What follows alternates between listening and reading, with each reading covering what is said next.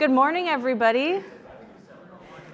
Great to see the good energy this morning. I'm excited to have everyone. I will admit, my breakout moved, and I'm a little jealous of the breakout I'm against. I actually wanted to sit in on that one, so I really appreciate everybody in this room this morning and spending this time with me. This is Surprise and Delight, Enhancing CX through Low Budget, Low Effort Initiatives. So just to get us started, I'm curious, show of hands, how many of you work in AEC? Okay, legal? 2, okay. Finance? 1. Accounting, thank you. Accounting, IS. Yeah, technology, good job, Benji. Okay, that's helpful for me. How many of you have a CX program currently? And how many of you are like kind of the champion leader of this? I don't know if you want to admit it. Okay, thank you. It's helpful for me.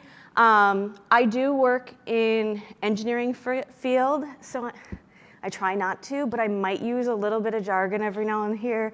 So if I say something, it's a question, please just like raise hand, interrupt me as we go, no problem, and we'll just keep going through that.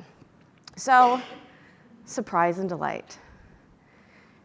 I will start off, my love language is not gifts. Surprisingly, despite this presentation, my love language is not gifts, but I am the first one to love a gift with purchase. I'm the first one to love like loyalty program. I am Marriott's rewards member, Delta all the way. I do all those things. So I think most of us love a little bit of swag, but we're going to go beyond that and really talk about how this connects to the client experience.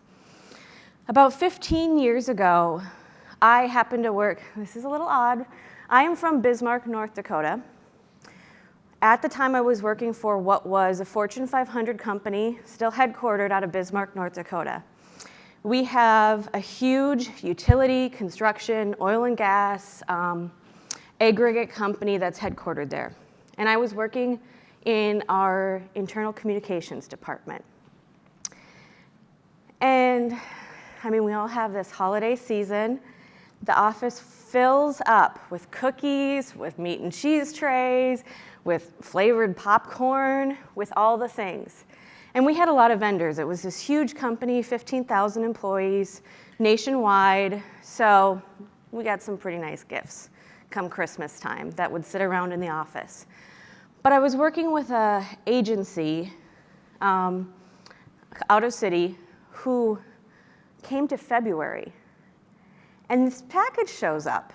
And they had sent us a Valentine's Day gift, of all things. And they sent us this whole hot chocolate spread with marshmallows, custom cups, Valentine's Day cards that they had custom made. It's an ad agency. Come on, they're a bunch of creatives. They came up with great stuff. So it was all about how much we appreciate you as a client, how much we love you and care about you. Not love, that's a little far for business, but you get the point. It was really cool, and it left a big impression on me to think, wow, they really stood out. They stood out from what everyone else is doing. They found a creative way to rise above the noise and to do something that made an impression on me as a client and made me think, wow, they took a little extra time to think about me, to think about our firm, and to do something extra.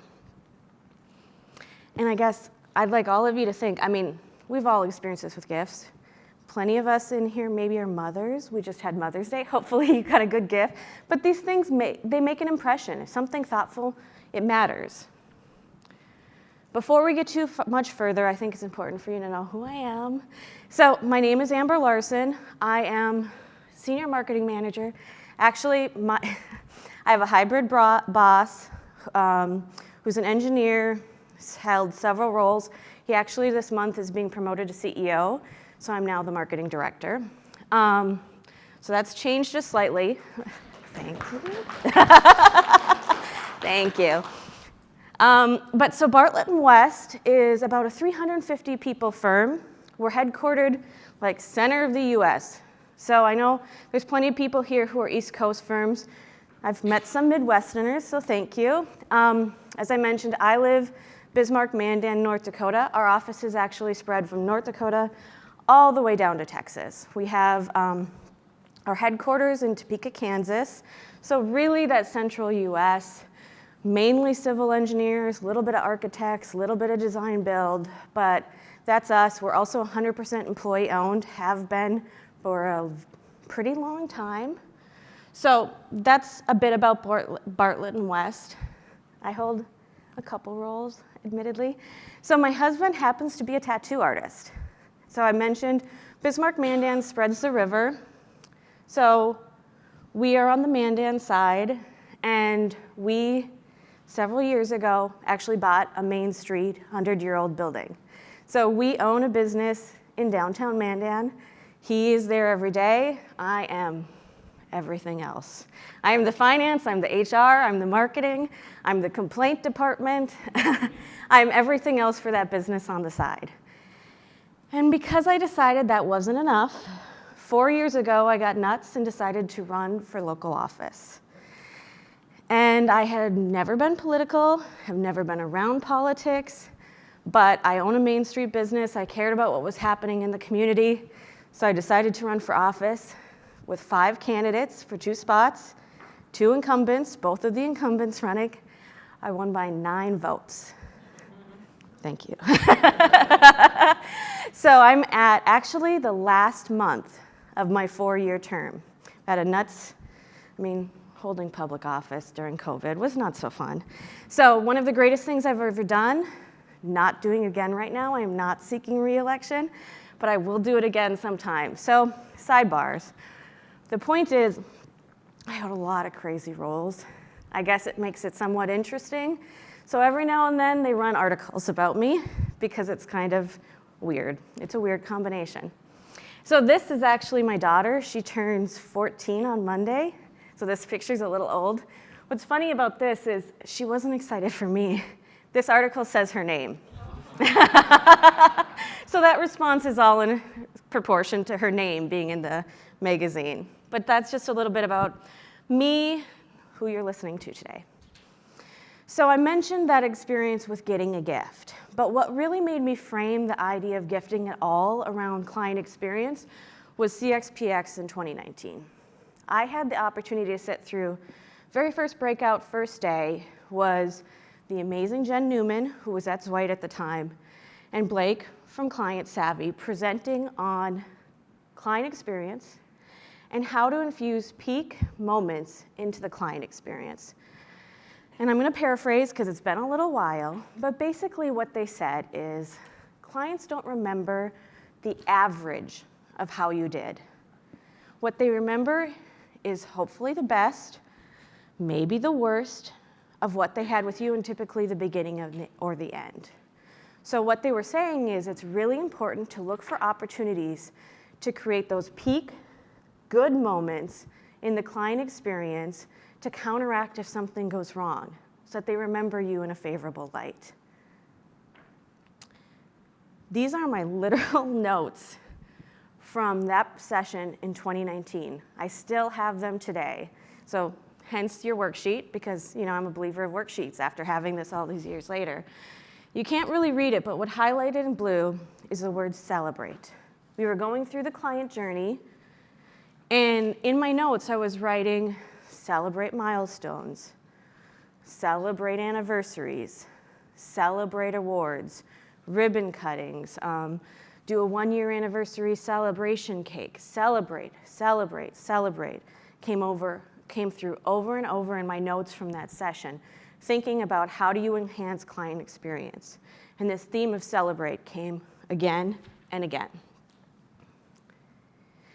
Now we're all at CXps, so we should know this, but just to take a brief stop, and these I admit are stats that I had from 2019, so they're maybe slightly off, but we get the point of why client experience is so important.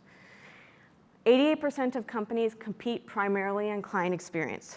I know plenty of our materials will say we have excellent expertise, we're a trusted advisor, gosh, I don't know, the list just goes on. But the truth is how we make them feel matters so much in our industries when we think about why clients come back to us. Now, 80% of us believe we deliver superior experiences. I mean, most of us don't go out in the day thinking like, wow, how can I just like do a bad job here? How can I make this not feel well for the client? I mean, we are really trying every day to do a great job to make them show how much they matter to us or make them see how much they matter to us. But unfortunately, only 8% of our customers think that we have a superior experience. So there's room to do better, to make it better, to improve those experiences for our clients. So for me, that's where gifting came into our client experience. And because I like things that are concrete, we're going to go through some, actually a little bit more than 3, but at least 3 examples of how we infused and measured client experience and gifting in that process. But first, I feel like it's important to talk about what gifting should not be. So when I was working through this presentation with Ryan, and we were discussing the idea of it, one of the first things he talked to me about was gifting to a nonprofit for a survey. Now, we have plenty of clients who can't take a gift. We have that in our company.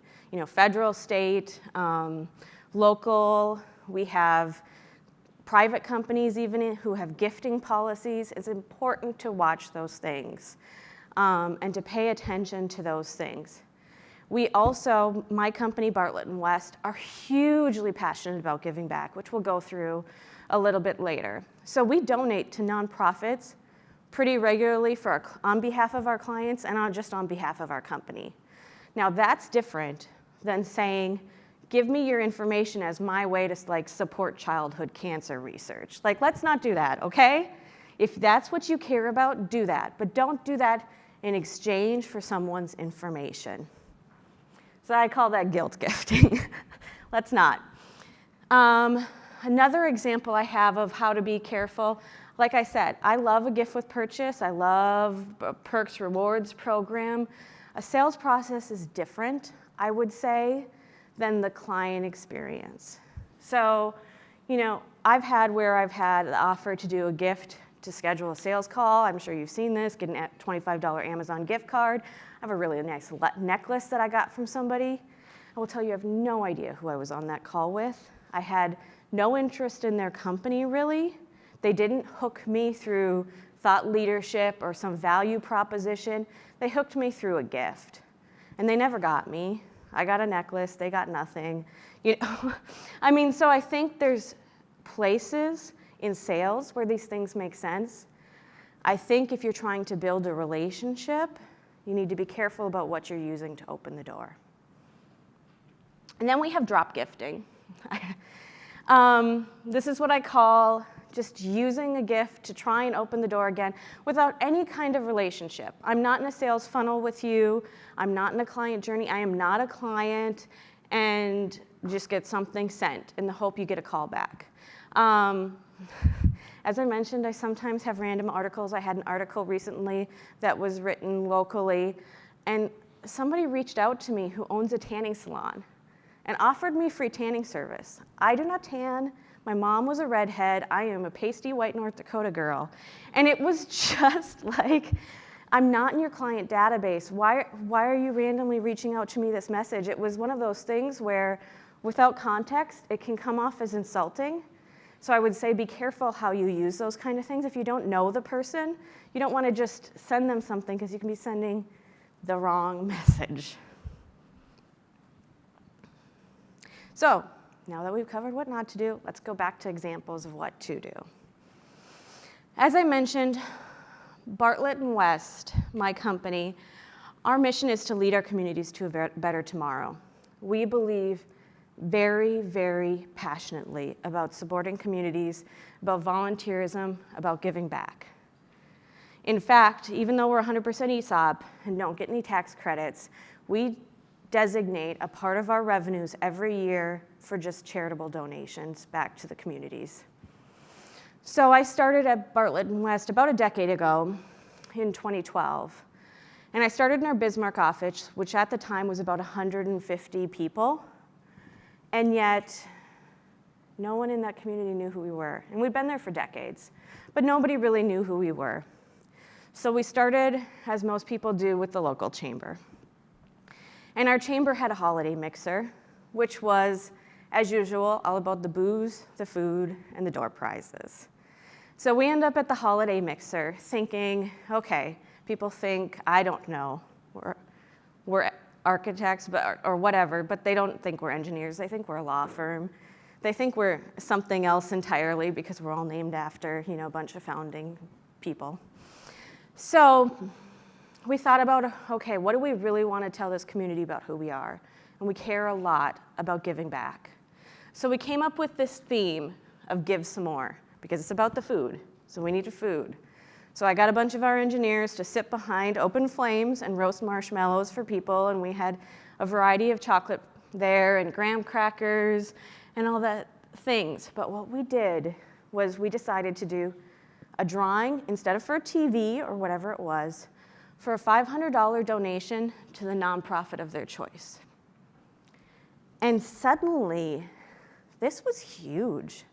Like, it was insane. People were coming up to us, asking us who we are, what this company is, what is this about, and they started telling us the stories about the organizations they care about.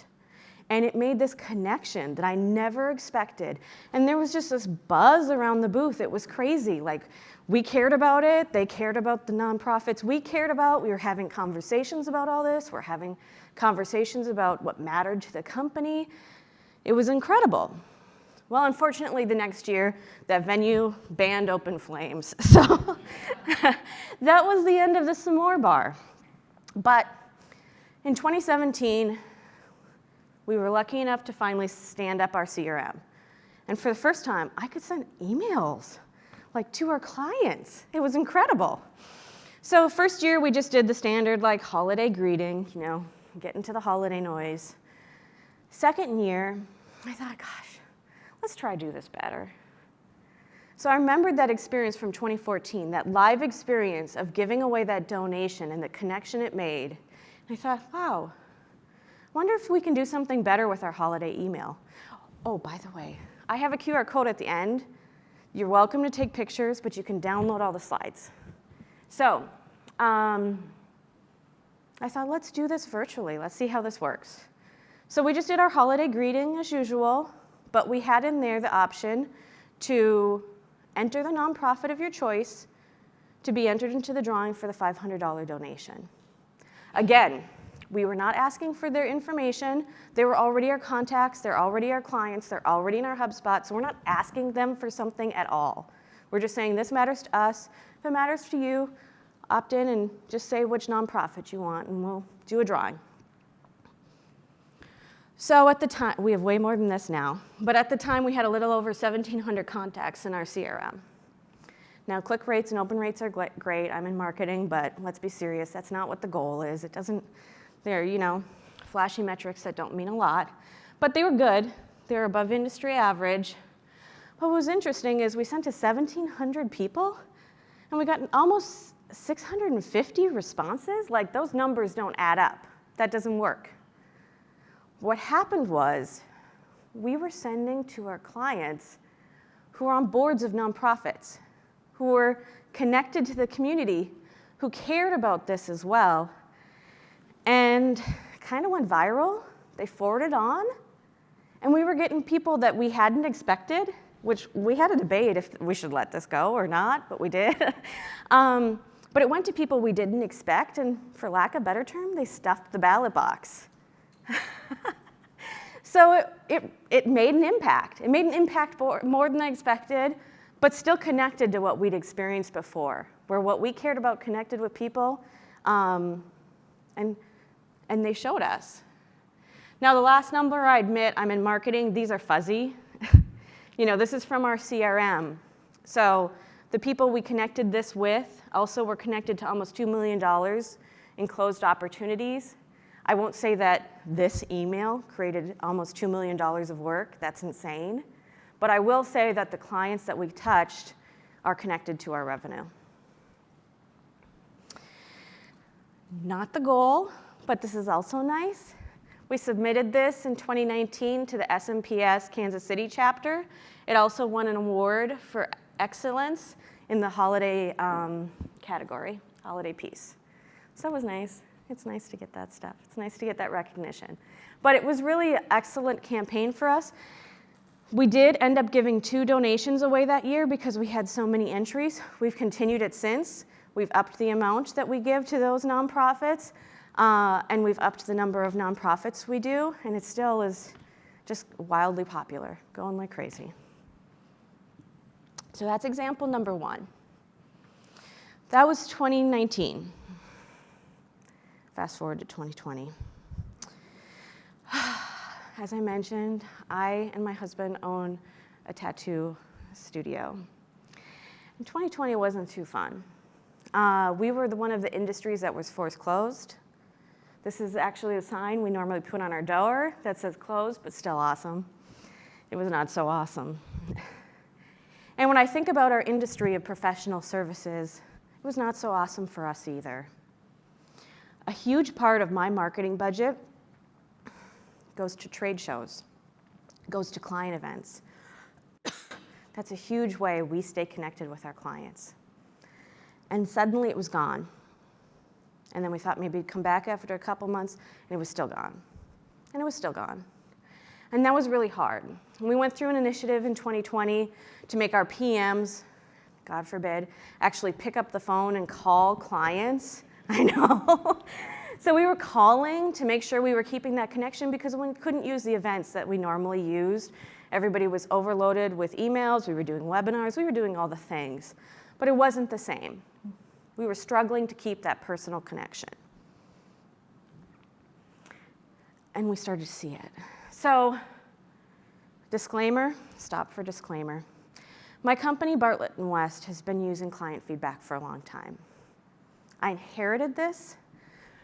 For some reason, someone, probably 10, 15 years ago, decided to be smart to measure client feedback on a scale of 1 to 6. Yeah, thank you. So this is my disclaimer. We started using Net Promoter Score about 2020, doing the true Net Promoter Score question. We'd also checked Net Promoter Score in 2019. But so don't be thrown off by the chart. It's a 1 to 6 scale. It makes no sense, but we benchmark against ourselves this way.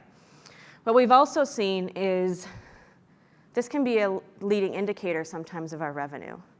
2016 was a super rough year for us. We had, like I mentioned, like 150 people in North Dakota. That was when Bakken oil prices started to drop. We all had to lay off a bunch of people. We had a huge amount of our company revenue coming out of North Dakota. It was a really big deal. At the same time, in a perfect storm, we were reorganizing our company. And our reorganization, admittedly, was very us-focused and not at all thinking about the client. And our client feedback numbers suffered because of it. So we got to 2020, and we're seeing the best scores we've ever seen. Everybody's in it together. We're all banded together. We're doing really well. And then we got to the first half of 2021, and even though that feedback was still really good, our numbers were starting to get almost back to 2016 levels. And for our company, we've seen this can be a leading indicator of revenue. So this was a huge concern to us. The feedback was great. They're saying everything's going good. We like you guys. It's going well. But that ranking was starting to tank. And it was like, we can't let this year go on like this. This is not going to be good. So right in July, we decided to do, let's try and leverage gifts. Let's see if we can counteract this, one of the ways that we've seen successful, and see if we can infuse some gifts to surprise and delight our clients. So this was July. We put together 2 options because we know not everybody can take gifts. So again, we used our marketing automation tool to do an email blast. We selected a list of our most important contacts connected to revenue because that was the challenge. We were worried that these scores are going to affect our revenue. So we said, let's create a list of just those people, not everybody, we didn't do this as a blanket thing, but those people we care the most to impact. And we said that. We just said, we thank you, we appreciate you, we care about you. You can tell I wrote this because it says, we couldn't do this without you. Really? Literally? So we sent this off with the option. They could select a donation if they wanted to, if they can't take a gift or don't want to take a gift, went to the local United Way in their area, or they could select this gift package, which had a custom tumbler that also is it's a mug that is also a koozie. We're really big in our company about custom branded socks. It's a thing. So we had our custom socks in there with some wireless headphones, some snacks, avoiding like every allergen under the sun, like no egg, no gluten, no whatever, everything. And we called this the morning walk package because people couldn't go to the gym still. And we offered this out to our clients. We actually sent it to 181 key clients. Again, great open rates, great click-through rates, not the goal. Our goal is we were seeing those client feedback scores go down. As I mentioned, we'd also started asking Net Promoter Score.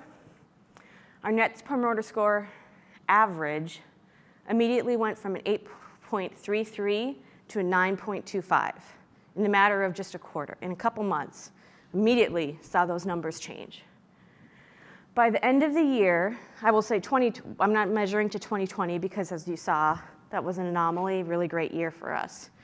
But our Net Promoter Score for year end from 2019 to 2021 actually went up 10 points. So by mid-year, we took something that we saw was really tanking. And I'm not gonna say the gifts just changed that, but that's exactly what the gift initiative was intended to do. And we were really happy to see that turn around. So just like many of the rest of you in this room, we're ending the year, we have historic backlogs, all this, all the same great challenges that everybody else is facing, instead of worrying that our clients are going away. I'm just curious, did you do any analysis? Was most of that movement from people who were passives, the 7s and 8s, up to 9s and 10s? Yes, great question. Yes, it was. It was people exactly that, going from passive to saying, I'm a promoter of you. So this is actual feedback from our client survey that we got about a month after we did this initiative. This is Lisa, one of our South Dakota water clients. We say, is there anything we could do better? She says, no, although we got the gift box. And we love the mugs. There weren't enough of them though. We want more. This is the notes from her client feedback. Asked her the Net Promoter Score. How likely are you to recommend Bartlett and West to others? She says 10, but I'm waiting for those mugs. We also ranked the mugs a 10 out of 10. So, I think that's proof that what we were trying to do with gifts made an impact the way that we were trying to make an impact on those clients. Great question. I'll get right there in just a second. Actually, so with that, we'll go into some other gifting initiatives. Does anyone want to share an example of one you've done? Yes, excellent. We had very similar. So in 2020, because our company's national and we have lots of client events at trade shows, and that all shut down. So I had this big BD budget that wasn't getting used, and we said let's do a gifting. So we identified in different regions of the country, fudge from Massachusetts, shrimp and grits from South Carolina, and these are small businesses that we assumed were struggling also. Winery out in California, and we had for about 6 different items, even one for our Canadian clients. And similar to you, did the email blast as a client appreciation gift since we can't come to you or be with you at a conference. But and through HubSpot, they have to go in and put their information into our website, and now we have that tracking as well. But it was a very select group of clients. So very similar. Thank you, Russ. And because this is a gifting presentation, I can't get away without not getting a gift giving a gift. So because Russ answered, this includes the mug that Lisa loved and the socks. So thank you. How many of each would you say? Thanks so much, Amber. Gift box versus the donation. Great question. It was, I would say, a little skewed, maybe 60 towards the donation, 40 towards the gift, which is great. And both were about $50 in value. So these weren't high cost. The hardest part was getting the list from our project managers of who we really wanted to target. With both of those initiatives, building the list is the hardest part. Yeah. How many did you send to each office? How is it like one per person at an office? Yes, we didn't do it by company, we did it by contact. So they got the email, they could go into the form, and they could select if they wanted it shipped to their home, if they wanted it shipped to their office. So that one person got it. It was person, 20 people in the office. it was person to person, yeah, not company. So we have other gifts we'll do too. We do like a 3-pound chocolate bar at Christmas to companies, because, hopefully no one's eating 3 pounds of chocolate. 81 or whatever, those were active clients. Yes, they were all active clients that are like our clients that, key contacts that are connected to projects and revenue. Remember, there's a hand raised way over Yes, there. thank you. Hi. So do you always rely on a lead form for figuring out the address component and where's the best place to send it? Yes, we definitely did that throughout the pandemic. We still have plenty of people who haven't gone back to their offices. So we found that was definitely a best practice for us to let them select the mailing address they wanted this to go to. So we didn't just assume ship to office. One other thing you asked about ideas, mugs are a big thing. Everybody, lots of companies do mugs. We've got, I don't know if y'all have ever seen the big mugs that like a lot of national parks offer. There's a company called Sunset Hill Stoneware in Wisconsin. These things cost about $20, maybe a little more now with inflation. But our clients send us pictures of them drinking coffee. I'm going to Germany next week and Spain, and I'll probably take 8 or 10 of these heavy mugs with me. They're made in the U.S., which our customers were manufactured. We help manufacture, so they love that. It's like just coming up with something that's a little unique. It's amazing to have clients send me pictures, texting me like, hey, I'm drinking out of my AV mug, I'm out in Seattle, I love this, it's just like, it establishes connection like nobody's business. Yeah, that's great. I gotta get your vendor for the mugs too. Sunset Hills Stoneware. Sunset Hills, okay. Yeah. Yes, Jennifer. Something we're trying this year is new, but we're gifting our top clients an experience. So Virgin Experiences is a great one. Airbnb now has experiences to gift. You have to be in some major markets to get a good selection, so we have to pick wisely. But for about $200, so we're only doing it for top clients, they can take another person with them, so it's always for 2 people to do an experience of their choice. So we're trying that. I don't know. Awesome. And that's not a bad price. I mean, when I say, these aren't high cost things that we've done. I mean, different people have different gifting initiatives or gifting policies. We have plenty of private that can't take more than $100 of value. They can take whatever they want. If it's a dinner with us for some reason, it can be a, $10,000 dinner. But I guess the point is, this is a lot less, as Russ was saying, a lot less than the budgets you already have in place for BD or client events. So this can be built into most budgets. And you mentioned also about getting pictures of people with your swag. As I mentioned, custom socks became really big for us. We actually work in the rail industry. We work with most of the Class 1 railroads for our company. And one of the huge conferences for rail is ARIMA. And we had started doing the custom socks for the rail industry for our rail clients at ARIMA. And we have a new design of socks every year. And they will collect them. And they will send us pictures of them in the socks. So we had these socks already ordered for 2020. And then COVID hit and kept hitting. And ARIMA didn't happen. So we used the same thing where we said, well, you can't miss the 2020 socks. This has got to be a collector's item, right? So we still sent the email that said, we're sorry we miss you. We still value you. We want to stay connected to you till we can see you again. Here's still your opportunity to get the socks. So we still sent that out. Yes, Jennifer? Sock vendor. It's coming. Yes, great question. I do have a slide on vendors. So that's another example of what we've done. So we mentioned, Jennifer mentioned experiences. I will say some of these things that we've done virtually, they also work in person. We found a great vendor. We've done virtual bourbon tastings. I know for CXps, I had a wine tasting we did that was great. Found a really great vendor for beer and cheese tastings where they put everything together and all you have to give them is a Excel sheet of addresses and they have the facilitator, they take care of everything. We also moved that to an in-person thing, a hybrid, and that worked really well for us, even though the tasting person was virtual.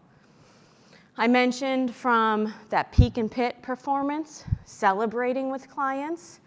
We've enacted this with our we call them key accounts. We have companies that are like, the 80-20 rule. We all have companies that are our most important. In our company, we have key account plans. We have literal plans around those companies that are our most important. And we meet monthly on them. I mean, it's this whole thing. And we plan gifting around those key accounts for promotions, for retirements, for milestones. We've done all those things. It's important, again, to know your client. So we had someone who was really important to us in one of those accounts who was promoted. And I talked to our group on it and I was like, what should we do for her? We could do chocolates, should we do flowers? And I said, hey, she's been on this really big health journey. This is important to her.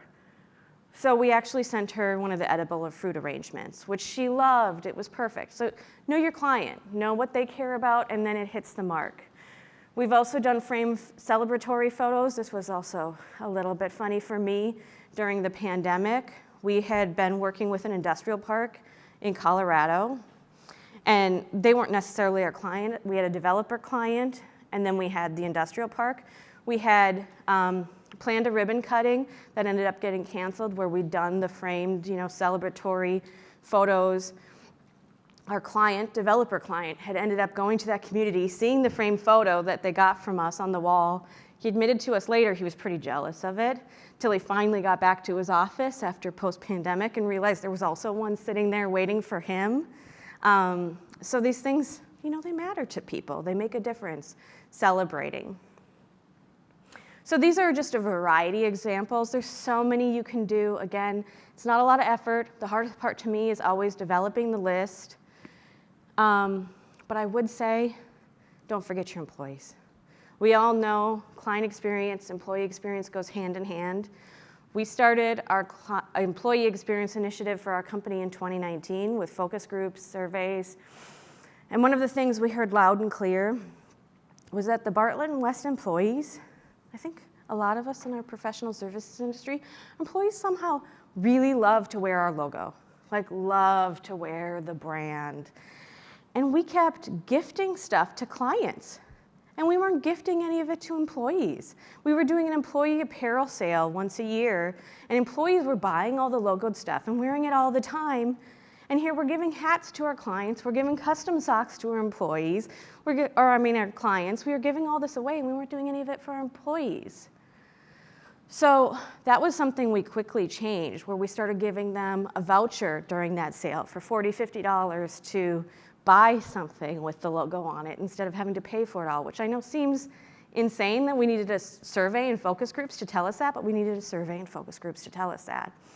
We also finally went from our long-standing PM-only training event to our first virtual all-employee summit, and we shipped everybody the socks.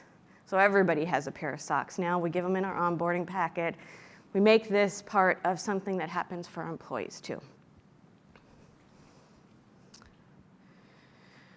So there's worksheets on every table. I've given you a lot of examples because I personally love presentations where I can leave with something. There's also worksheets. I'm going to give you just a minute or two. This is not going to be a report out type of thing. It's just for yourself while this is fresh in your mind. Think about a problem you have to tackle. For plenty of us, it's recruitment and retention. I had the example where for us it was Net Promoter Score, but think about a challenge you might have in your employee experience, in your client experience, that gifting might help impact. And I'd really challenge you too, as you're thinking about KPIs, go beyond open rates and click-through rates and think about what is the company driving metrics that matters and how can you impact that. As I mentioned, I wanted to share some of the vendors that we actually use because I feel like this is helpful. The custom socks are from a vendor called Eversock. We love them. They're like $7, $8 a piece. They've worked really well for us, custom branded. We custom the package stripe that goes on them. The mugs that Lisa loved are from 4imprint. Everything's, I feel like, from 4imprint. The vendor we've used for bourbon tasting admittedly is a little bit more expensive, and we put the bourbon together ourselves. But they're a company out of DC called the Whiskey Library. They actually hire like improv actors and comedians that are also whiskey experts, so they do a pretty good job of it, even though it's a little bit higher fee. But out of Boston is a company that I've used for beer and cheese tasting called City Brew Tours. They've partnered up with another vendor, and all you have to give them is seriously is Excel, like list of addresses, and they take care of everything. I will say too, I learned this the hard way. You can't ship alcohol to every state. So it's important you know that and watch for that if you're going to do anything with alcohol. So those are some of the vendors we've used. A lot of the ideas that I've gotten are from Sendoso. They are, and I know there's other gifting programs, they are too expensive for my organization, for my budget to be able to use. But when I've done things looking at that, I would love to use them. They plug into CRM. I'm not sponsored in any way by them because I can't afford them in my budget, but they do a really good job. I'm sure there's other vendors, that's just someone that I've looked into. We've also found corporate programs for Uber Eats, Grubhub. That's been really great for lunch and learns, as some of that stuff went virtually that you'd typically like provide lunch for. It's been nice to be able to send them like a voucher to get themselves lunch for still giving you that time. So that's just some of the vendors we've used that I've mentioned throughout this presentation. Excuse me. So with that, here's my email address, my LinkedIn, our company's website, and also, as I mentioned, the QR code. You can download all these slides that have the screenshots, the metrics, the examples in it, so you just have that available to you. But we do have a little bit extra time. You guys started going some great examples there. I would still love to hear, now I can have my notes ready. Who you've used, what you've used, any ideas, any questions that anyone has. Yes, John. One thing that we found that works really well, we've taken gaggles of Japanese executives to visit different people, and then we thank them with edible arrangements. And edible arrangements seems to just play perfectly everywhere, and they've got every price point. So. Yeah, great point. Yes.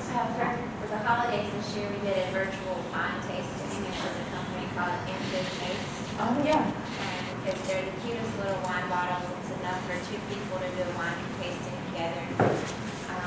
Also for experiences, we use a company called blueboard.com, and it is fantastic for employee recognition. Blue Board. Blue board? Yes. I mean, And Gold Belly for sending a favorite meal from a different city if they're traveling or whatever. Yes. The boxes, did you put them all together by yourself? We did. We put those together ourselves. There was 2 of us, and we had a marketing intern, and it took less than an hour. It was really, the sourcing was the hard. We put that together ourselves, so the sourcing was probably, besides the list, the part that took the longest. The assembly was. Yeah. So that wasn't a big deal. We still have, we still use the mugs as giveaways and other things, and we've got we're working on a new design of socks. We haven't done them yet this year because Arima's still coming, but yes, Benji. I know there is, and no, I haven't. Can you believe that? Yes, yes, giftology. Thank you, Benji, yes. Yes. One thing that worked really well, we talked about employee gifting. So we did Yeti mugs that had the company logo engraved on, etched on, with also the employee's name on the back. And those were a monster hit. Challenges the vendor, local vendor.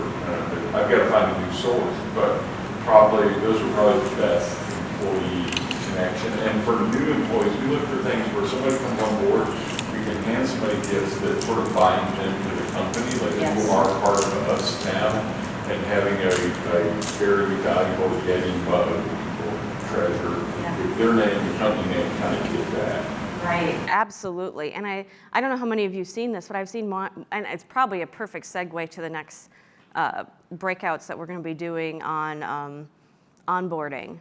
Because, I don't know, I've seen this like crazy on my LinkedIn feed now, those companies that are bothering to do like an onboarding package, if you will, a gift. Like I'm seeing it all over my LinkedIn now where people are taking photos of that and sharing that in addition to celebrating their new position to say like, and look at this cool stuff. The company looks like they care about me. They sent me something already to show I'm connected, exactly like you're saying. So I think more, oh yeah, go ahead. So it's a planner for your Yetis. You can go to Yeti site and corporate. Yeti corporate. Yeti corporate. Yeah. I want to work for a different person. So Yeti's doing corporate accounts now too. Awesome. So we send, before you start, a week in advance, you get a swag box full of all of our gear so that they can show up first day ready to go. And then we send a Harry and David, I guess we're doing a Harry and David gift box to the family, saying thank you. Oh. We can't wait for you to join. And then each employee gets $100 a year to update their swag on our company store. Awesome. I don't know if everybody caught that, but she was saying they do a Harry and David gift box as well to the family, which I think is a really cool angle to take in addition to the $100 you do credit for logoed apparel. Examples. Yes. I was just at the SPS conference. There's a group I want to use that. They're called Printers Inc. Printers Inc. Printers Inc. Printersinc.com. They had boxes that they will put together with whatever mix or theme you want to use. And they will ship them out en masse or one at a time. So I thought they were impressive. One more thing and I'll shut up. We use a company called Olive and Cocoa, and instead of the cardboard box, they use wooden crates, and we're in construction, so we kind of like the wood. And they brand our logo on the side, but you can do it for new babies or Valentine's Day or holidays or anything like that. They have specialized boxes that they'll customize, and they include a personalized handwritten card for you as well. Oh, Beth, a great point. That's one of the things I loved about Sendoso is in the CRM, you could type in a message and they had they used to have real people, I guess, who would write the handwritten card on your behalf. Now they have a computer with a, automated thing that does it instead in the look of handwriting. But handwritten notes are so powerful, especially if you're doing a one-on-one. Like we've had clients and employees we send baby gifts to. Including that note is really important. That's a step. Don't forget. That personal touch. You're doing a personal touch as a gift. At least bother with the note with it. So we started this during the COVID summer because we weren't as in touch with our clients as we had hoped to have been. We do the holiday thing, but we wanted to do something halfway through the year. So we do a Cookies for Clients program, and we give all of our PMs, PXs opportunity. Do you want to order half dozen, a dozen, 2 dozen, what do you want? And those are handmade cookies by a baker, and the design is changed each year. So we've done it for 2 years. We're going into our 3rd year. Second year, my cookie baker canceled. About 3 days before I needed 3,000 cookies. That was a surprise. I found a really nice friend who I literally for 4 days helped her bake and decorate cookies. So, but because we were doing 4th of July cookies, we could not miss that deadline. So, but anyway,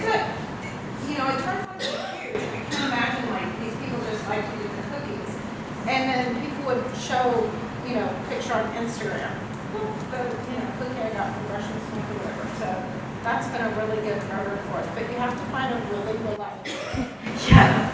Unfortunately, that one sounds like it wasn't low effort for you in the end, but. No, it wasn't, but it was totally worth it. Yes, great. And I've used her a lot. Good, good. And I love the alliteration, cookies for clients, that's great. Hi, I just wanted to quickly share a platform that we started using last year. It's called Thanks, THNKS.com. You can send anything from like a Starbucks latte, like snack, or like a new baby gift. They curate a lot of different brands there. And you just send it over email and they can like redeem it, if they want to. If they don't, I think there's also an option where you can donate it instead or something like that. Yes. So there's a lot of options. Yeah, and that donation instead is a great angle for people who are uncomfortable or can't take something. Your question here about what metrics you can use, other than that, of course, Well, yeah, I mean, it depends. Like if you're looking at something for retention, I mean, it's not always a one-to-one, but maybe you're trying to help with churn, help with employee churn. So, that's where you have to kind of dig into what's the problem, what's the thing we as a company care about that's connected to that problem, and then is there a point in there that's a pain point, that you can infuse a little bit of extra happiness into. And I mean, sometimes it's a physical gift, sometimes it's something else. I mean, this is maybe a little off topic from the gifting, but we've had this, like with employee churn, I got this idea actually from a Pinnacle experience. I was talking to someone who's a marketing and HR hybrid role, and she shared that they'd done retention bonuses throughout their company because of the churn they were seeing, and people were hopping ship to get a couple extra $1,000. We actually did that in our company just a couple months ago too, where every single employee got a stay kind of bonus, if you will, just to like maintain that loyalty. So again, maybe a little off topic from the gifting, and not everything's spread out. Your target audience isn't always everybody, but I think that's the challenge of thinking what the actual business problem is and thinking what the right audience is, and then and that's where that metric comes in beyond clicks and stuff to see can we affect employee churn or something like that. Okay, that's all I've got for today. Thank you all so much for your time.